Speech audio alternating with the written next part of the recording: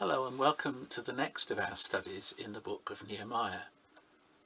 And today we're going to look at chapters 2 and 3. If we compare chapter 1 verse 1 with chapter 2 verse 1, we will notice that 4 months have elapsed, which have tested Nehemiah's burden. And it was 4 months before the Lord began to act. During that time Nehemiah had not been idle, however.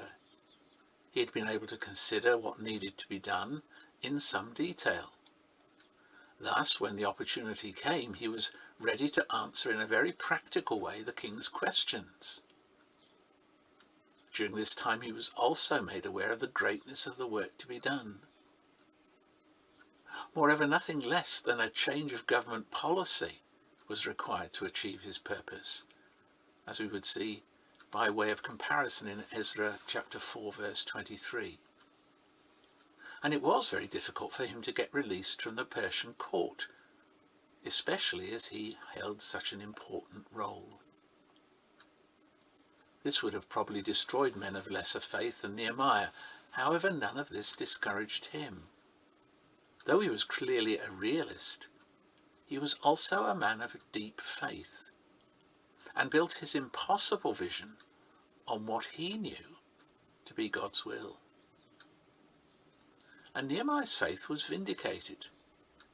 God achieved this in a quite remarkable way.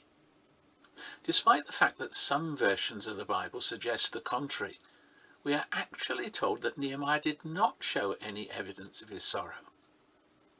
However, somehow God put it into the king's mind that he looked sad. Perhaps the king was fearful of a palace coup, and the request might have suggested that the king suspected Nehemiah of being involved in treachery. However, Nehemiah's honesty was such that the king willingly agreed to all his requests. In this strange and utterly unexpected way, Nehemiah's prayers were answered.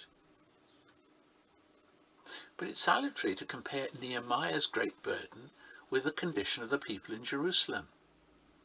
Nehemiah was scandalized and burdened by the abject condition of the people of God, but they, for their part, were huddled contentedly behind the ruined walls and gates of the city of God, in a state of hopeless inactivity.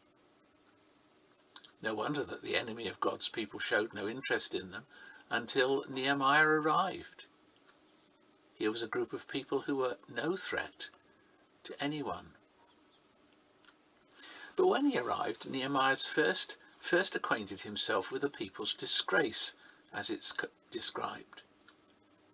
Only when he knew the worst could anything be done to make things better. Moreover, no one could accuse him of being unaware of the seriousness of the situation. The next step was to bring the true situation before the people. What Nehemiah told them actually stared them in the face.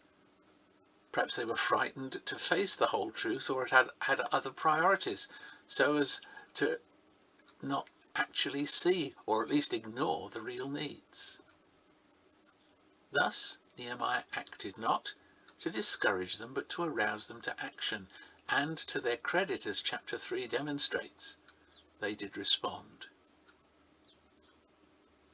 For many of us, the first difficulty that we encounter leads to discouragement when we seek to obey the Lord. But opposition in particular is inevitable. However, Nehemiah had the true perspective, which led not to distress, but to greater confidence in his God.